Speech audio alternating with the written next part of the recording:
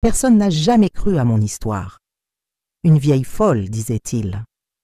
Mais après 58 ans, je peux enfin raconter la vérité sur ce qui s'est passé ce 10 juin 1966. Je m'appelle Marie de la Conception, mais tout le monde me connaît comme Madame Marie. Aujourd'hui, à 77 ans, mes cheveux blancs et mon corps fatigué par les années cachent la jeune fille de 19 ans que j'étais, une fille simple des Cévennes, qui rêvait du mariage et d'une vie digne aux côtés de l'homme qu'elle aimait. Je suis née en 1947 dans un petit hameau près d'Anduze, fille d'agriculteurs qui survivait de ce que la terre calcaire permettait de cultiver. Nous étions 8 enfants, et dès le plus jeune âge, j'ai appris que la vie ne serait pas facile pour une fille pauvre du sud de la France. J'ai fréquenté l'école juste assez pour apprendre à lire et à écrire. Un privilège que beaucoup de mes amis n'ont pas eu. À 17 ans, j'ai rencontré Jean Lefebvre lors d'un marché dominical au village.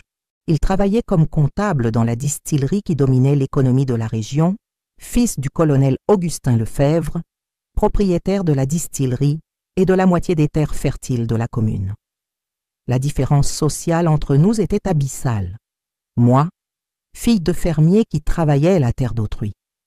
Lui, héritier d'un petit empire rural. Pourtant, Jean semblait sincèrement amoureux. Il rendait visite à ma famille régulièrement, toujours respectueux, gagnant même la confiance de mon père, homme méfiant par nature. Notre relation a duré 2 ans, toujours à l'insu du colonel Augustin qui, selon Jean, avait besoin de temps pour accepter l'idée. « Mon père est un homme d'une autre époque », justifiait Jean. « Il rêvait d'une belle fille venant de la ville, éduquée dans un couvent. Mais quand nous serons mariés et qu'il te connaîtra mieux, il réalisera à quel point tu es spécial. » En janvier 1966, Jean a finalement trouvé le courage d'annoncer à son père notre relation et nos projets de mariage. La réaction fut exactement ce que nous craignions, une fureur absolue, des menaces de déshériter son fils, une interdiction catégorique de la relation.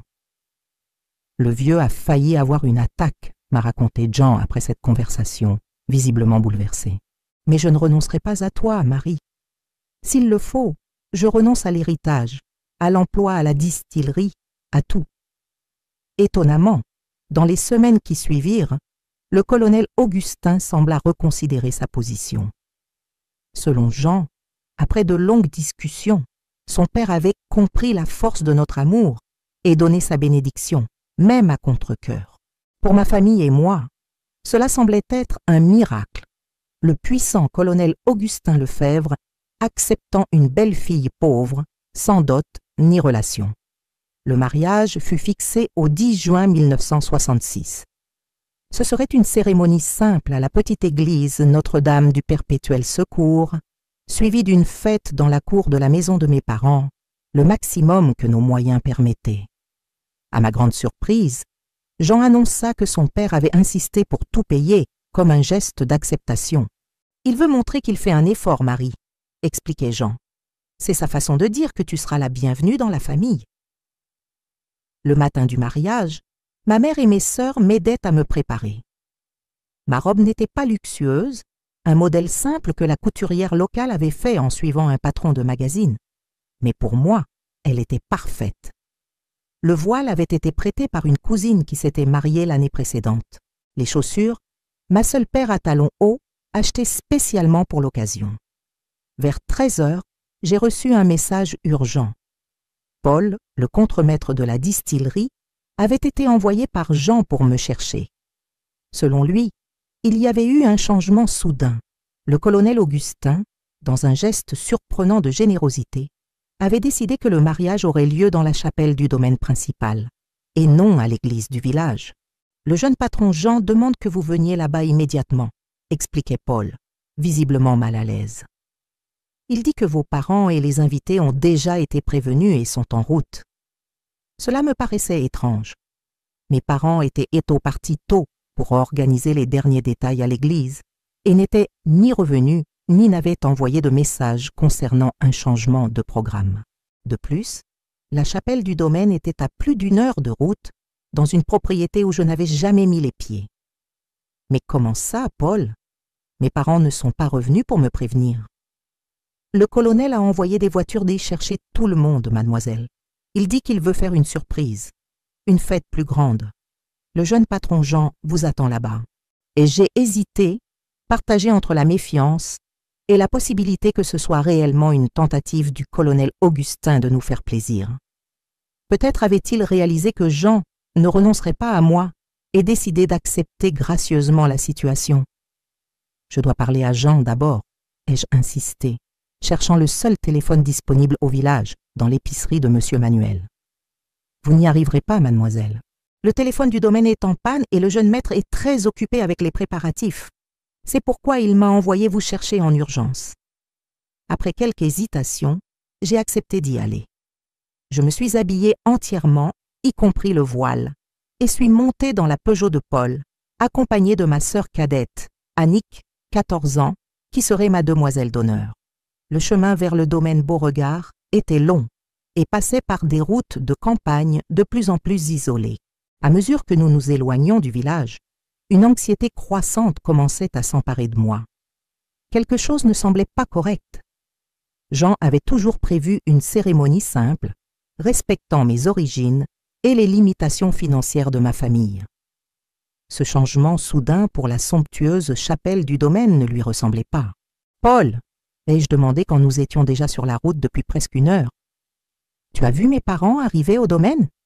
Ils sont déjà là. » L'homme a hésité un instant avant de répondre, sans quitter la route des yeux. « Je ne les ai pas vus, non, mademoiselle, mais le colonel a assuré que tous seraient amenés. » Quand nous sommes finalement arrivés au domaine Beauregard, mon cœur s'est serré. Il n'y avait pas de décoration de mariage, pas de mouvement d'invités, pas de signe de cérémonie en préparation. Il n'y avait que l'imposante bâtisse coloniale, quelques personnes du personnel marchant à la hâte dans la cour et un silence troublant. Le colonel Augustin nous attendait sur la véranda, fumant son cigare habituel. Grand, imposant dans son costume blanc, il avait le regard dur de quelqu'un habitué à être obéi sans questionner. « Où est Jean ?» ai-je demandé immédiatement en descendant de la voiture, tenant le bas de ma robe pour ne pas la salir sur la terre rouge de la cour. « Où sont mes parents ?» Le colonel a tiré une longue bouffée de son cigare avant de répondre. « J'en ai pas là, petite. Et vos parents n'ont pas été invités. »« Comment ça? Je ne comprends pas.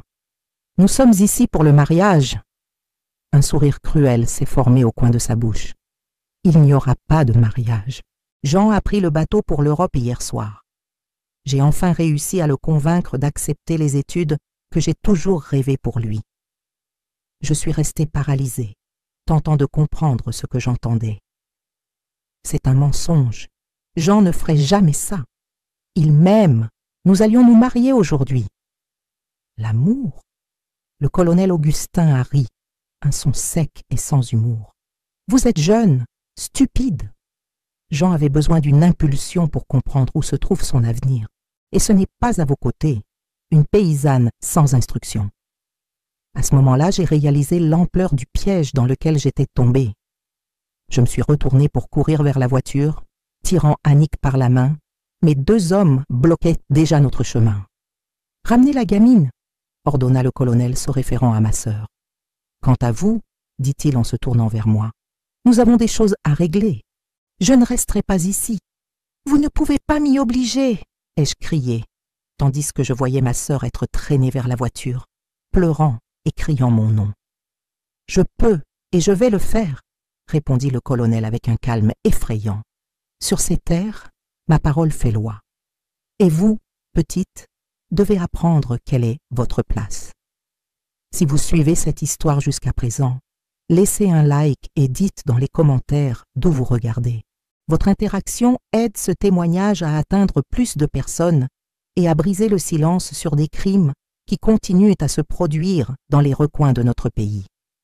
J'ai été traînée à l'intérieur de la maison par 2 femmes qui travaillaient au domaine. Je me suis débattue, j'ai crié, j'ai supplié, mais c'était inutile. Entre ces murs épais, mes cris n'atteindraient personne qui pourrait ou voudrait m'aider. Le colonel m'a suivi jusqu'à une pièce au fond de la maison où j'ai été pratiquement jeté sur une chaise. « Maintenant, écoute-moi bien, » dit-il en se penchant pour me regarder de près, l'odeur de cigare et d'alcool dans son haleine. « Tu pensais vraiment que je permettrais à mon fils unique, héritier de tout cela, d'épouser une moins que rien comme toi? Que je partagerais ma fortune avec les enfants que vous auriez? Que je laisserais le nom Lefebvre être traîné dans la boue de ton monde de gens qui n'ont pas un sou? » Des larmes coulaient sur mon visage, tachant le léger maquillage que ma sœur avait appliqué avec tant de soin quelques heures auparavant. « S'il vous plaît, laissez-moi partir. Je ne chercherai plus jamais Jean, je vous promets. » « Partir ?» Il a ri à nouveau. « Et te laisser raconter à tout le monde que tu as été abandonné au pied de l'autel? Faire passer mon fils pour un lâche? Non, non, petite. Tu vas rester ici jusqu'à ce que je décide quoi faire de toi. Ma famille va me chercher, mes parents, mes frères. Ta famille a déjà été informée que toi et Jean, vous étiez enfuis ensemble, que vous aviez décidé de commencer une nouvelle vie ailleurs, sans prévenir personne. Ils y ont cru facilement. Après tout, quelle autre explication y aurait-il pour la disparition de la mariée le jour du mariage? Cette première nuit, j'ai été enfermée dans une petite chambre au fond de la maison principale, un espace qui servait clairement de débarras, adapté à la hâte pour me garder isolée. La robe de mariée, symbole des rêves brisés de ce jour, m'a été arrachée et remplacée par une robe simple en coton, du genre que portaient les domestiques du domaine. « À partir de demain, tu travailleras à la cuisine », m'informa Madame Jeanne, la gouvernante de la maison, une femme austère qui exécutait les ordres du colonel sans poser de questions. « Si tu essaies de t'enfuir ou de causer des problèmes, les conséquences seront sévères, pas seulement pour toi, mais aussi pour ta famille. » La menace était claire. Le colonel Augustin avait assez de pouvoir dans la région pour détruire ma famille s'il le voulait. Il pouvait faire en sorte que mon père perde son travail. Il pouvait chasser mes frères de l'école locale. Il pouvait même fabriquer des accusations qui les mèneraient en prison. J'ai passé cette première nuit en larmes, alternant entre désespoir et incrédulité. Comment Jean avait-il pu permettre cela? Était-il vraiment parti pour l'Europe, m'abandonnant? Ou était-il aussi une victime des plans cruels de son père?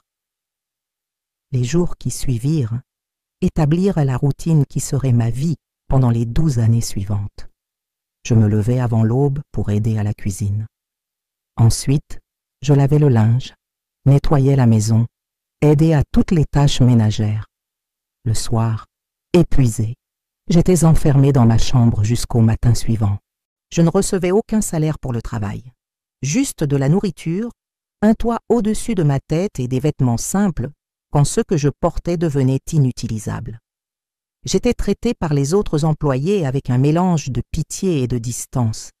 Tous savaient que j'étais là contre ma volonté, mais personne n'osait défier le colonel pour m'aider.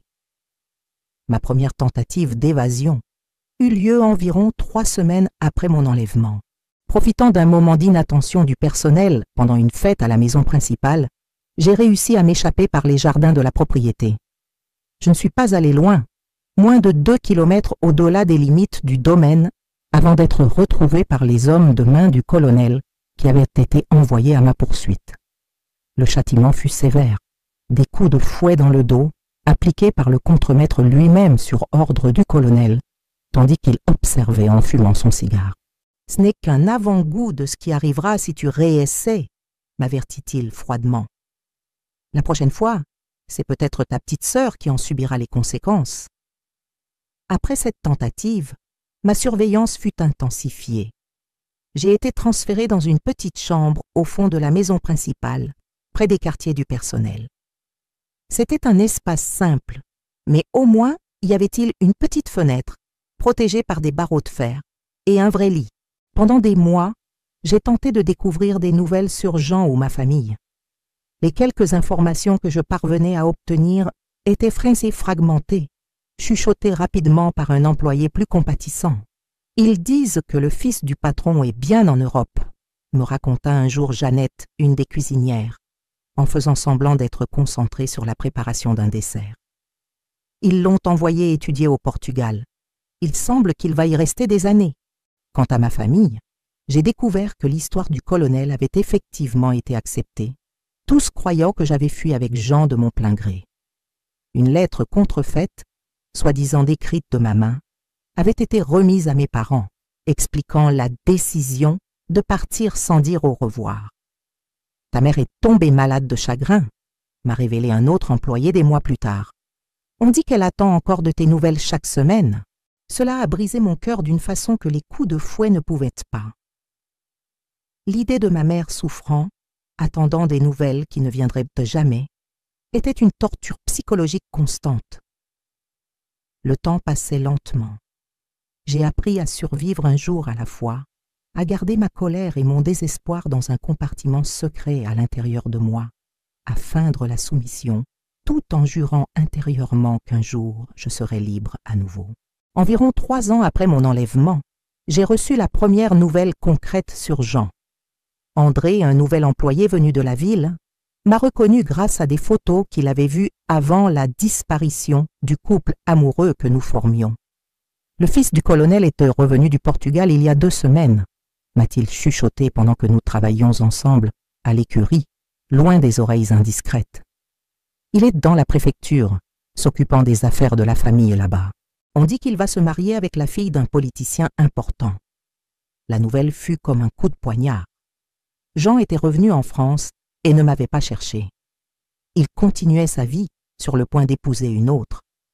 Avait-il vraiment cru que je l'avais abandonné, comme son père lui avait probablement raconté?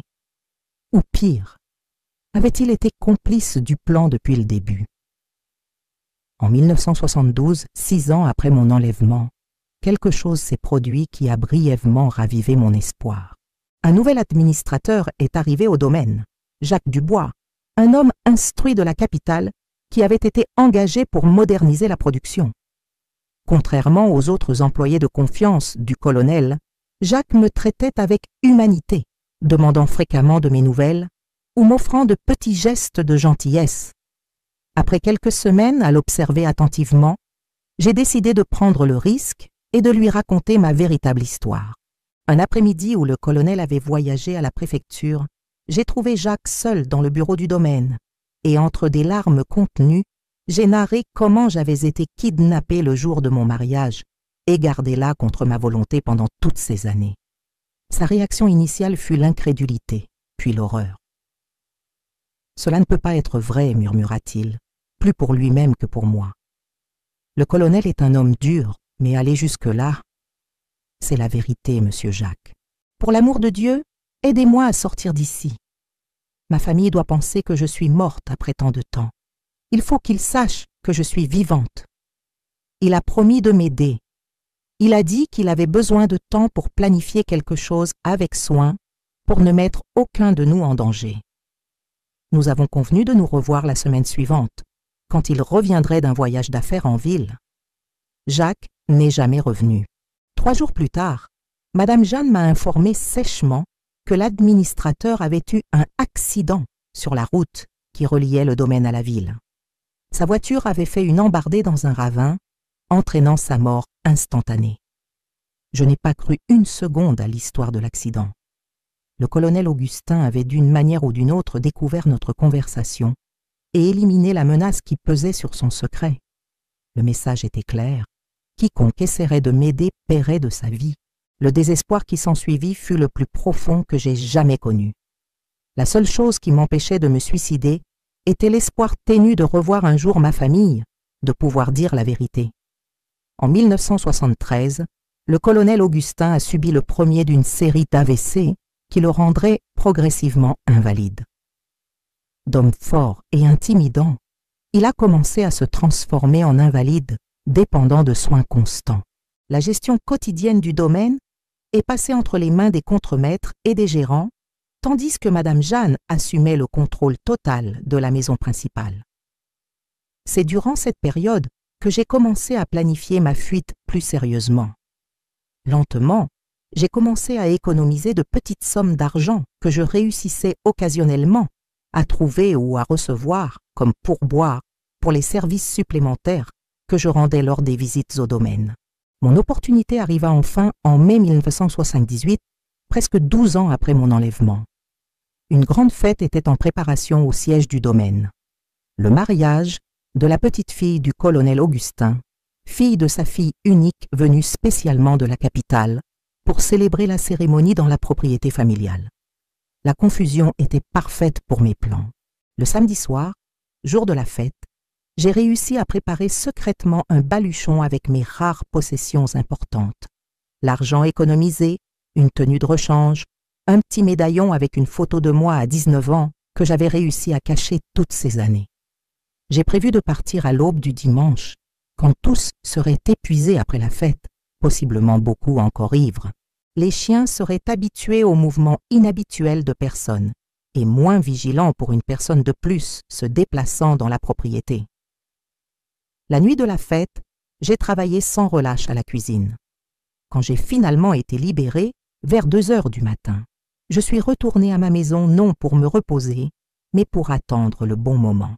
À 4 heures, quand l'obscurité était encore complète mais que le jour commençait à s'annoncer à l'horizon, j'ai pris mon baluchon et suis sortie silencieusement. J'ai marché pendant des heures à un rythme constant, d'abord à travers les champs de canne à sucre du domaine, puis par les pâturages des propriétés voisines. Le soleil s'est levé et a commencé à brûler, mais je n'ai pas osé m'arrêter pour me reposer. Je savais que mon absence serait remarquée dès le lever du jour et la recherche commencerait immédiatement. Vers midi, épuisé et les pieds en sang dans mes chaussures usées, j'ai enfin aperçu les premiers signes de la ville, des toits au loin, un clocher d'église. La vue m'a donné des forces renouvelées pour continuer, malgré la faim et la soif qui me tourmentaient. Je suis entrée dans la petite ville de Saint-Jacques-des-Vignes, avec le cœur battant, consciente que je n'étais toujours pas complètement en sécurité. Je me suis dirigée vers la gare routière, un bâtiment modeste au centre de la ville. « Quand part le prochain car pour la préfecture ?» ai-je demandé à l'employé au guichet. « Il y en a un qui part dans 40 minutes. » J'ai payé avec une partie de l'argent économisé au fil des années et me suis assise dans le coin le plus discret de la petite salle d'attente, observant nerveusement chaque personne qui entrait. Quand le car est finalement arrivé, j'ai monté avec des jambes tremblantes, me suis assise au dernier rang et n'ai pu respirer un soupir de soulagement que lorsque les roues ont commencé à tourner, m'emmenant loin de cet endroit qui avait été mon enfer personnel pendant 12 ans. Si vous suivez cette histoire jusqu'à présent, please laissez un like et écrivez dans les commentaires de quelle ville vous nous regardez. Votre interaction aide cette vidéo à toucher plus de personnes et à continuer à exposer des réalités que beaucoup préféreraient garder cachées. Dans la préfecture, j'ai fait face au défi de recommencer comme une femme qui officiellement n'existait plus. Sans papier, sans logement, sans référence. Avec le peu d'argent qui me restait, j'ai trouvé une chambre dans une pension simple dans un quartier périphérique. La propriétaire, une dame âgée, a accepté mon histoire comme quoi j'avais perdu mes papiers pendant le voyage. Installée dans la petite chambre, je me suis enfin permis de m'effondrer sur le lit et de pleurer. Des larmes de soulagement, de douleur accumulée, d'incertitude face à l'avenir. Le lendemain, j'ai commencé à planifier mes prochaines étapes. Je devais contacter ma famille, mais je craignais de le faire directement. Et si le colonel les surveillait, attendant que j'apparaisse? J'ai décidé de chercher de l'aide juridique d'abord. Grâce aux indications de mon hôtesse à la pension, j'ai trouvé un cabinet d'avocats d'aide juridique qui offrait des consultations gratuites aux personnes démunies. L'avocat qui m'a reçu était jeune, fraîchement diplômé, avec des yeux doux qui me rappelaient mon père. J'ai raconté mon histoire, depuis les fiançailles avec Jean jusqu'à l'enlèvement le jour du mariage, les 12 années de captivité, ma récente évasion. « Madame Marie, dit-il après avoir tout écouté, ce que vous rapportez constitue des crimes gravissimes, enlèvement, séquestration, travail forcé. Mais sans papier, sans preuve. Il sera très difficile de monter un dossier après tant de temps. Je n'ai pas de preuves sur papier, maître, ai-je répondu. Mais j'ai des marques sur le corps. J'ai une connaissance détaillée d'une propriété où je n'aurais jamais dû mettre les pieds. Je sais des choses sur la famille Lefebvre que seul quelqu'un de l'intérieur saurait. Et j'ai ceci. J'ai sorti de sous ma chemise le petit médaillon que j'avais réussi à cacher toutes ces années avec une petite photo de moi à 19 ans, le jour des fiançailles. C'est moi, maître, Marie de la Conception Rousseau, la fiancée qui a fui le jour du mariage, la femme que tous pensaient avoir abandonné sa famille de son plein gré. L'avocat a examiné le médaillon avec soin. C'est un début, mais nous avons besoin de plus. Vous réussissez à identifier d'autres personnes qui travaillaient au domaine, quelqu'un qui pourrait corroborer votre histoire. J'ai listé des noms d'employés, d'administrateurs, de visiteurs fréquents du domaine. J'ai mentionné des détails spécifiques sur la propriété, sur la routine du colonel, sur des événements qui avaient eu lieu au fil des années. La première étape est d'établir votre identité légale à nouveau, expliqua l'avocat. Ensuite, nous pouvons commencer à construire un dossier pénal contre le colonel Augustin et tous ceux impliqués dans votre enlèvement et séquestration. Dans les semaines qui suivirent, avec l'aide du jeune avocat, M. Paul Durand, qui avait fait de ma cause une mission personnelle, j'ai commencé le processus complexe de récupération de mon identité légale. Des photos anciennes ont été retrouvées, des parents éloignés ont été contactés discrètement, d'anciens registres ont été consultés. J'ai découvert que ma mère vivait encore, maintenant âgée de presque 70 ans, habitant avec ma sœur Annick, qui était devenue enseignante dans la ville proche de notre village natal. Les retrouvailles avec elle furent le moment le plus émouvant et douloureux de tout ce parcours. M. Paul a organisé la rencontre dans son cabinet, les préparant soigneusement au choc de me voir vivante après tant de temps. Quand la porte s'est ouverte et que ma mère est entrée, appuyée au bras d'Annick, le temps a semblé se figer. « Ma fille » a-t-elle chuchoté, étendant sa main tremblante vers moi. « C'est vraiment toi ?» J'ai couru dans ses bras, me permettant enfin de craquer complètement. Nous avons pleuré ensemble, ma mère, Annick et moi, une étreinte qui tentait de récupérer 12 années de séparation forcée. « Je savais, » dit ma mère, tenant mon visage entre ses mains ridées. « Dans mon cœur, j'ai toujours su que tu ne nous avais pas abandonnés de ton plein gré. Je n'ai jamais cru à cette lettre. » Annick, maintenant une femme de 26 ans, m'a raconté comment notre famille avait été détruite par ma supposée fuite. Comment notre père était mort encore amer, comment nos frères et sœurs s'étaient dispersés. Pendant longtemps, j'ai été en colère contre toi, a-t-elle admis. Je ne pouvais pas comprendre comment tu avais pu nous abandonner comme ça. Ce n'est qu'au cours des dernières années que j'ai commencé à soupçonner qu'il avait dû se passer quelque chose de terrible, que tu ne ferais jamais cela par choix. Avec le soutien de ma famille et le dévouement infatigable de M. Paul, nous avons commencé à construire un dossier formel contre le colonel Augustin Lefebvre. Le processus fut lent et plein d'obstacles.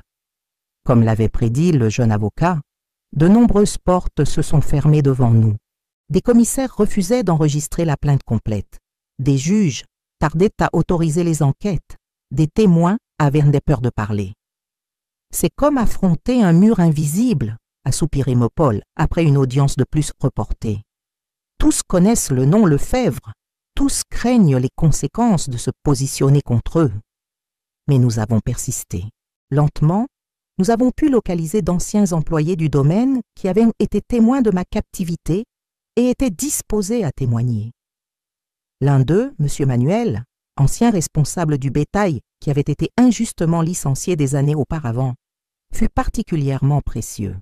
Il avait tenu un journal détaillé des irrégularités du domaine, incluant des mentions de la jeune femme qui vivait comme prisonnière. La presse locale a d'abord ignoré l'affaire, mais un journaliste d'investigation d'un journal de la préfecture s'est finalement intéressé à l'histoire. Le premier article, publié presque 8 mois après ma fuite, avait un titre accrocheur « Enlevé le jour de son mariage, l'incroyable histoire de Marie de la Conception ».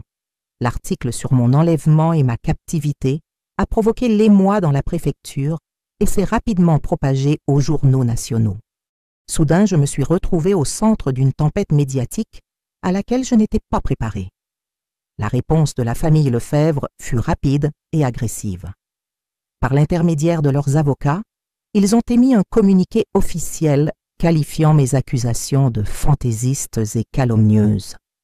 Selon eux, j'avais effectivement fui avec Jean le jour du mariage, mais notre relation s'était terminée peu après. Par honte et remords, j'aurais choisi de rester comme employé volontaire au domaine, recevant le gîte et le couvert en échange de travail. La famille Lefebvre a toujours traité mademoiselle Marie de la Conception avec dignité et respect, disait le communiqué, publié comme article payant dans les principaux journaux.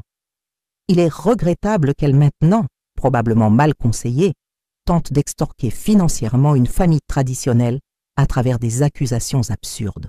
Parallèlement à la bataille médiatique, l'enquête criminelle rencontrait des obstacles significatifs. Le commissaire assigné à l'affaire se montrait visiblement mal à l'aise avec la situation, traînant les pieds sur les démarches de base. L'autorisation pour une expertise au domaine tardait à arriver, les témoins étaient entendus superficiellement, les preuves matérielles tardaient à être recueillies. Le colonel Augustin, à ce moment-là, était dans un état critique de santé. Des nouvelles, qui nous parvenaient à travers le personnel de l'hôpital, confirmaient qu'il reprenait rarement pleinement conscience, alternant entre des états de semi-conscience et de coma induit. Un an après ma fuite, un événement inattendu a changé le cours de l'affaire. Jean Lefebvre, fils du colonel et l'homme avec qui j'étais sur le point de me marier ce fatidique jour de 1966, a contacté Meupol, demandant à me rencontrer. Il dit qu'il ne connaît que maintenant la vérité, qu'il veut expliquer sa version, m'a rapporté mon avocat. La décision vous appartient, Madame Marie. Vous n'avez pas besoin de le voir si vous ne le voulez pas. Après des jours à réfléchir à la proposition, j'ai décidé d'accepter la rencontre. J'avais besoin de réponses. J'avais besoin de comprendre comment l'homme qui avait juré m'aimer avait pu m'abandonner à ce destin horrible pendant si longtemps. La rencontre a eu lieu dans le cabinet de Meupol. Quand Jean est entré dans la pièce, j'ai eu du mal à reconnaître l'homme qui avait été mon fiancé. À 47 ans, il paraissait beaucoup plus vieux. Cheveux grisonnants clairsemés, visage marqué par l'alcool, yeux sans l'éclat qui m'avaient autrefois séduite. « Marie, dit-il, la voix nouée en me voyant. Mon Dieu, c'est vraiment toi. C'est moi, Jean.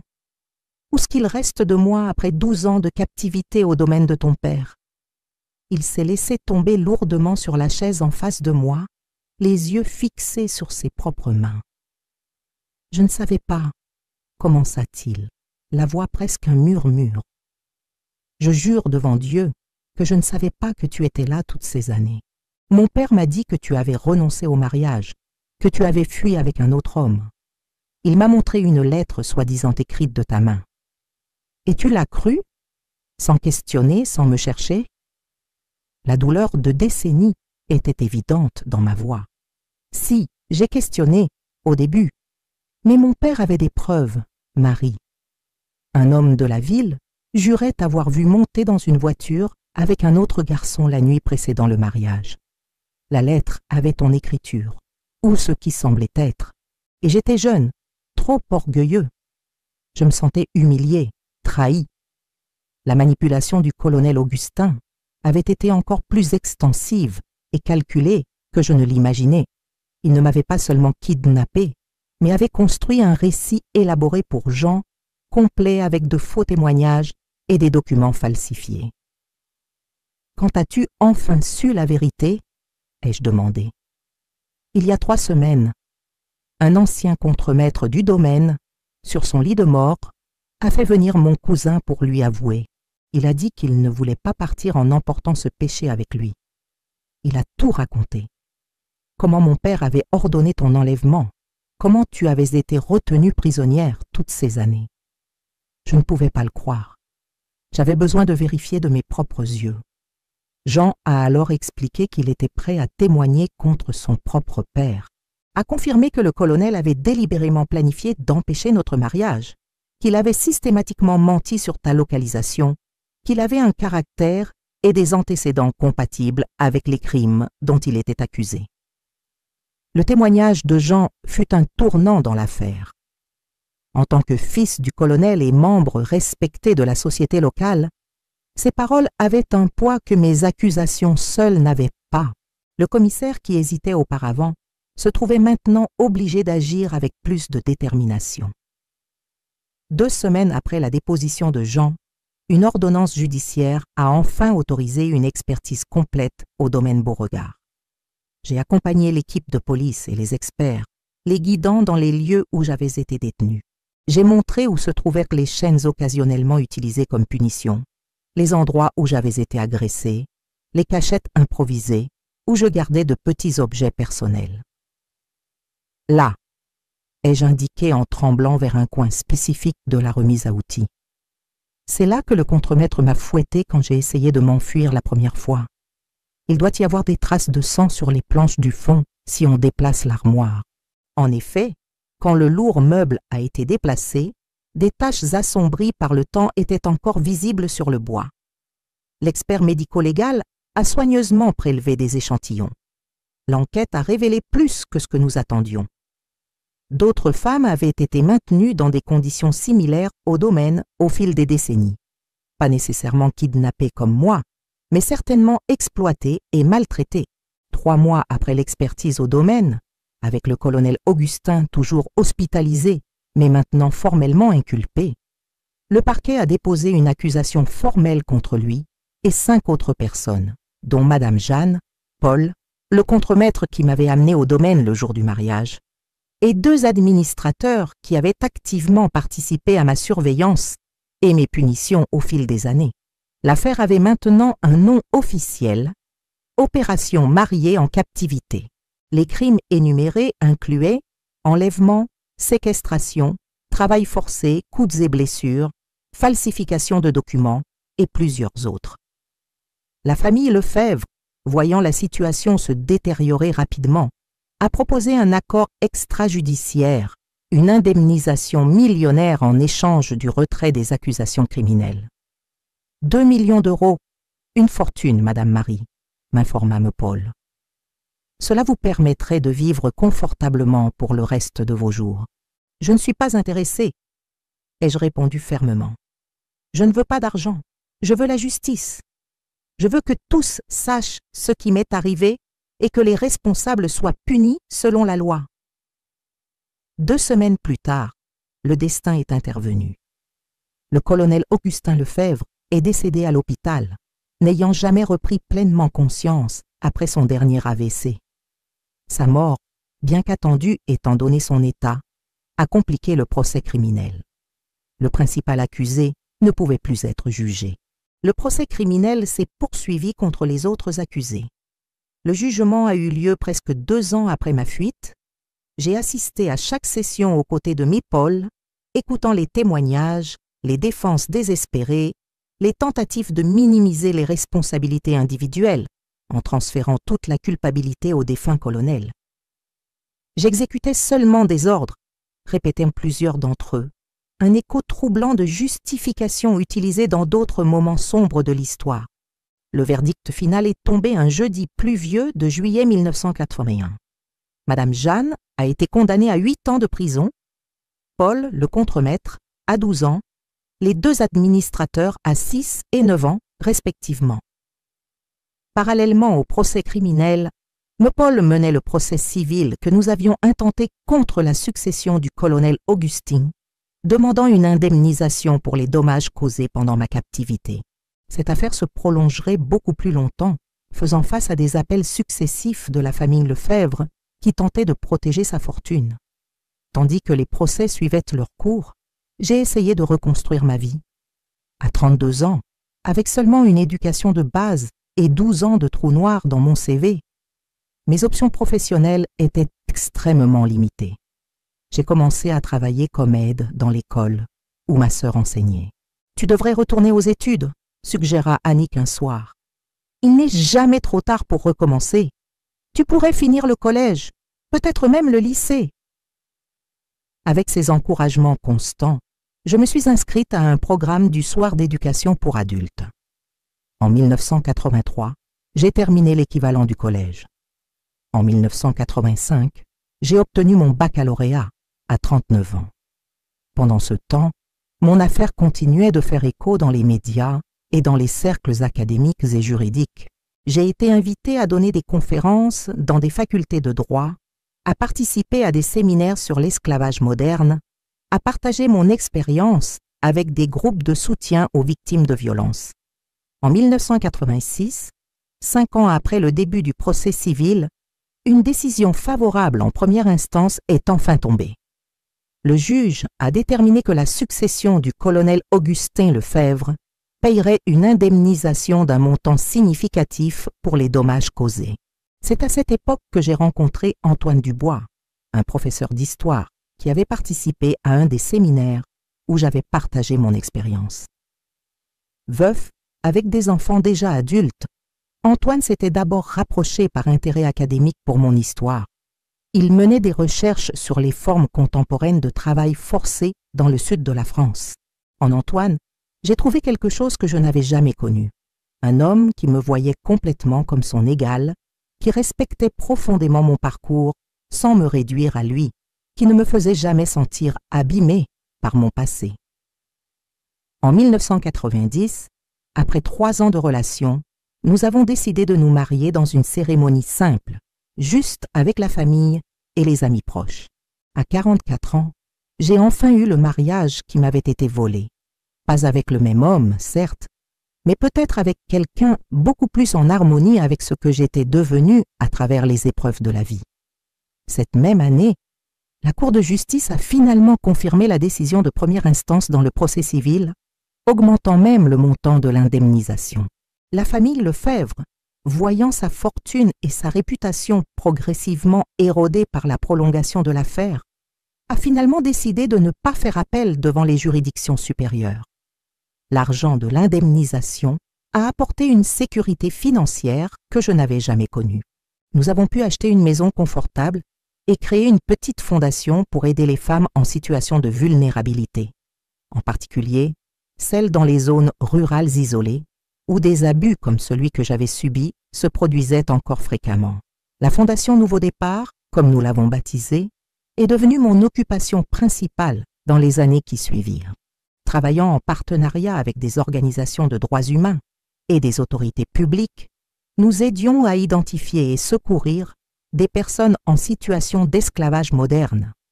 Nous offrions un hébergement temporaire et une assistance juridique aux victimes et nous promouvions des campagnes éducatives sur le sujet.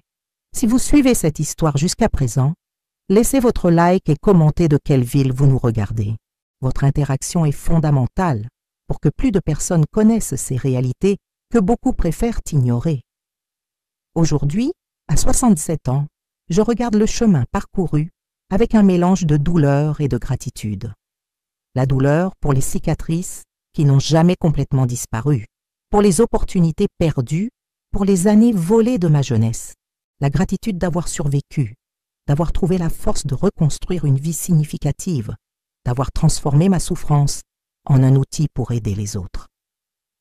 Antoine est parti il y a 5 ans, un cancer fulminant qui l'a emporté en quelques mois. Ce furent 27 ans d'un mariage qui, bien que tardif, m'a apporté une paix que je n'aurais jamais imaginé possible après ma captivité. Son absence a laissé un vide immense, mais aussi un héritage d'amour et de compagnonnage qui me soutient encore aujourd'hui. Ma mère a vécu assez longtemps pour voir ma vie se reconstruire. Elle est décédée en 1994 à 83 ans, en paix, en sachant que sa fille allait bien et était en sécurité. Annick continue d'être mon ancre, ma sœur et meilleure amie.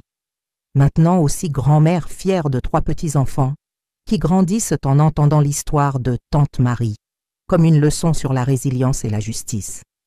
La Fondation Nouveau Départ s'est développée au-delà de mes attentes initiales.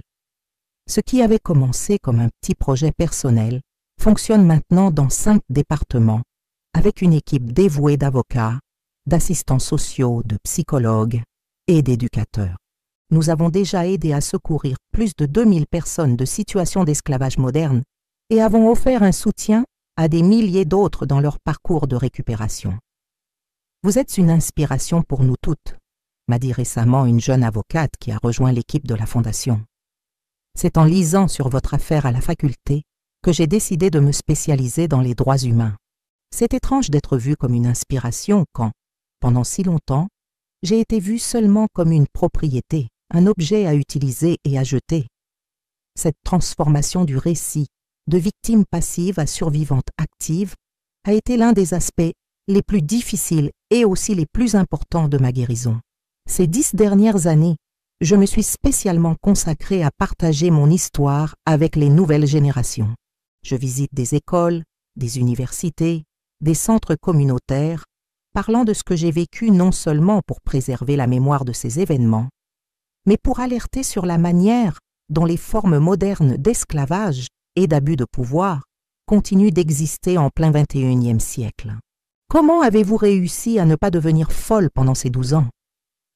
C'est la question que je reçois le plus fréquemment des jeunes étudiants, toujours fascinés par l'idée de résistance psychologique dans des conditions extrêmes. En trouvant de petites libertés là où elles semblaient impossibles, je réponds toujours. Dans mes pensées, dans les histoires que je me racontais, dans les plans que je faisais pour l'avenir, aussi improbables qu'ils puissent paraître. En captivité, j'ai découvert qu'il y a des espaces intérieurs où personne ne peut toucher, pas même le colonel le plus puissant avec son fouet. En 2016, à 70 ans, j'ai publié mes mémoires complètes, Enlevée à l'hôtel, 12 ans de captivité au domaine Beauregard. Le livre, écrit avec l'aide d'une journaliste expérimentée, est devenu un succès inattendu, traduit en plusieurs langues et adopté comme lecture dans des cours de droits humains dans des universités à travers le pays. Les revenus, naturellement, ont été entièrement destinés à la Fondation. La publication du livre a ramené l'attention nationale sur mon histoire, cette fois dans un contexte plus large de discussion sur les structures de pouvoir dans la France rurale, l'héritage seigneurial et la violence contre les femmes. J'ai été invitée à témoigner devant une commission d'enquête parlementaire sur l'esclavage moderne, une opportunité que j'ai utilisée pour plaider en faveur d'une législation plus rigoureuse et d'une surveillance plus efficace des propriétés rurales isolées. Ce qui me hante le plus, ai-je dit aux parlementaires, est que mon histoire s'est déroulée il y a plus de 50 ans, mais pourrait facilement se produire aujourd'hui dans un domaine isolé de ce pays. Les mécanismes qui permettent ce type d'abus, l'isolement géographique, la concentration du pouvoir économique et politique entre les mains de quelques-uns, la dévalorisation des vies considérées comme moins importantes, restent présents dans notre société. La répercussion du livre m'a aussi mise en contact avec d'autres survivantes de situations similaires, des femmes qui, comme moi, avaient été maintenues en captivité dans des domaines isolés pendant des périodes significatives. Une de ces femmes, Joséphine, avait été gardée pendant 27 ans dans un domaine en Corse, plus du double de mon temps en captivité. Comment j'aide quelqu'un qui est passé par cela si longtemps? M'a demandé l'assistante sociale responsable du dossier, désespérée par la profondeur du traumatisme et le manque de ressources adéquates pour le traitement. J'ai rendu visite à Joséphine plusieurs fois au centre d'accueil où elle recevait des soins de base. Lors des premières rencontres, elle me regardait à peine dans les yeux, répondant seulement par monosyllabes. Avec le temps, elle a commencé à s'ouvrir, d'abord en petits gestes, puis en phrases courtes, éventuellement en histoire complète sur sa captivité. « Vous comprenez ?» m'a-t-elle dit lors de notre 5e ou 6e rencontre. Les autres essaient, mais ils ne savent pas ce que c'est. Cette connexion, la reconnaissance mutuelle entre survivantes, était quelque chose qu'aucune thérapie formelle ne pouvait reproduire. Joséphine est finalement devenue l'une des premières bénéficiaires d'un programme spécifique de la Fondation Nouveau Départ pour les victimes de captivité prolongée, recevant un soutien personnalisé pour sa réintégration graduelle dans la société. En 2018, une nouvelle génération de cinéastes s'est intéressée à mon histoire. Une jeune réalisatrice a proposé un documentaire qui non seulement revisite les faits de mon enlèvement et ma captivité, mais explore leurs ramifications contemporaines et les changements ou leur absence dans les structures de pouvoir rural en France dans les décennies suivantes. Le documentaire « Mariée captive, une histoire de résistance » a été diffusée en 2020 et a reçu des éloges critiques dans des festivals nationaux et internationaux. Une des scènes les plus marquantes a été mon retour au domaine Beauregard, maintenant abandonné et en ruine, après la faillite et la dissolution finale des affaires de la famille Lefebvre. « Comment vous sentez-vous en étant ici de nouveau ?» m'a demandé la réalisatrice pendant que les caméras enregistraient ma réaction en entrant dans l'ancienne maison principale, maintenant envahie par la végétation et l'abandon. « C'est étrange, ai-je répondu après un moment de réflexion. Cet endroit a occupé tant d'espace dans mes cauchemars pendant des décennies, et maintenant il est ainsi réduit à des ruines. Le colonel Augustin se retournerait probablement dans sa tombe s'il voyait sa propriété orgueilleuse dans cet état. Il y a quelque chose de justice poétique là-dedans, n'est-ce pas? Il est parti, son empire s'est effondré, mais je suis là, toujours debout, racontant mon histoire. À 75 ans, j'ai reçu la médaille du mérite des droits de l'homme, décernée par le gouvernement pour le travail réalisé avec la Fondation Nouveau Départ et pour la contribution à la lutte contre l'esclavage moderne en France. Pendant la cérémonie de remise, j'ai regardé l'assistance et j'ai vu des visages de toutes les générations, depuis des dames âgées qui auraient pu être mes contemporaines, jusqu'à de jeunes activistes au début de leur parcours. J'ai vu ma sœur Annick, maintenant une dame aux cheveux blancs, applaudissant avec des larmes dans les yeux. J'ai vu des survivantes que nous avions secourues au fil des années, maintenant reconstruisant leur vie avec dignité. Cette médaille, ai-je dit dans mon bref discours de remerciement, ne m'appartient pas seulement. Elle appartient à chaque personne qui a refusé d'accepter le silence comme réponse, à chaque autorité qui a fait son travail avec intégrité, à chaque citoyen qui n'a pas détourné son visage de la souffrance d'autrui. Elle appartient surtout à ceux qui sont encore aujourd'hui en situation de captivité dans quelques coins de ce pays et qui, j'espère, pourront un jour aussi raconter leurs histoires de libération. L'année dernière, la Fondation Nouveau Départ a inauguré son initiative la plus ambitieuse, le Centre de récupération et de citoyenneté Marie de la Conception, un complexe spécialement conçu pour accueillir et réhabiliter les victimes secourues d'esclavage moderne et de situations similaires. Le centre représente la matérialisation du rêve qui a commencé à prendre forme pendant mes années de captivité. Transformer ma souffrance en quelque chose qui pourrait prévenir ou alléger la souffrance des autres. La vérité est que je ne me suis jamais complètement rétablie. Les cauchemars ont diminué avec le temps, mais n'ont jamais totalement disparu. Je me réveille encore occasionnellement au milieu de la nuit, momentanément convaincu que je suis de retour dans cette petite chambre au fond de la maison principale. Je sursaute encore au bruit soudain. J'ai toujours des difficultés avec les espaces confinés. Ces cicatrices émotionnelles font partie de ce que je suis devenu. Je ne les cache plus. Je n'ai plus honte d'elles. Ce sont les marques d'une bataille que j'ai gagnée, des rappels d'une force intérieure que je ne savais même pas posséder. Jean Lefebvre est décédé il y a 2 mois. La nouvelle m'a touché avec une mélancolie que je ne m'attendais pas à ressentir, comme la clôture finale d'un chapitre qui avait commencé ce lointain jour de juin 1966. Avec son départ, j'étais maintenant la seule témoin vivante des événements qui avaient si profondément façonné nos trajectoires divergentes. Récemment, j'ai beaucoup réfléchi sur la signification de la survie. Pas seulement au sens physique, mais au sens plus large, de maintenir intacte sa propre humanité dans des circonstances conçues pour la détruire. Comment avez-vous réussi à garder votre santé mentale pendant ces 12 ans ? M'a demandé une jeune journaliste lors d'une interview récente. En développant une vie intérieure riche, ai-je répondu. Quand votre monde extérieur est réduit à 4 murs et au travail forcé, vous apprenez à habiter plus pleinement les espaces à l'intérieur de votre propre esprit. J'inventais des histoires, recréais des souvenirs en détails vivides, planifiais minutieusement ce que je ferais quand, pas si, mais quand, je réussirais à m'échapper. Et surtout, je refusais de me voir comme il me voyait, un objet, une propriété. Cette vie intérieure, cultivée pendant la captivité comme mécanisme de survie, est restée avec moi dans les décennies suivantes. Je suis devenue une observatrice aiguisée de la nature humaine, sensible aux courants sous-jacents de pouvoir et de contrôle dans les relations, attentive aux signes subtils de manipulation et d'abus que beaucoup ne perçoivent pas. Maintenant, à la fin de mon parcours, je vois que ma plus grande victoire n'a pas été seulement de survivre ou même d'obtenir justice devant les tribunaux. C'était de refuser d'être défini par ce qu'on m'avait fait. C'était de transformer une expérience de déshumanisation en un outil pour réaffirmer l'humanité des autres.